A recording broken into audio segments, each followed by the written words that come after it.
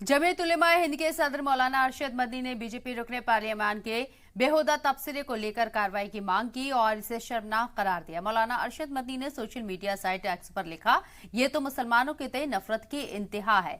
Parliament के रुकन कुंवर दानिश अली के खिलाफ ऐसे गैर पार्लियामानी जबान का इस्तेमाल और इस पर कोई कार्रवाई न होना बेहद अफसोसनाक है। मुल्क की जमहूरियत की तारीख में ये पहला शर्मनाक वाकया है।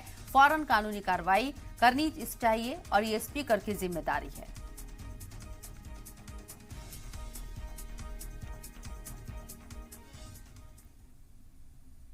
जमीयत उलेमा हिंद के सदर मौलाना अरशद मदनी ने अपने बयान में कहा कि पिछले दिन पार्लियामेंट में बरसर-ए-इख्तिदार जमात के रुकन पार्लियामान की जानिब से मुस्लिम रुकन पार्लियामान के लिए गैर पार्लियामानी जबान का इस्तेमाल हुआ, यहां तक कि उसे खुलेआम मुतनाज़ा अल्फाज से पुकारा गया।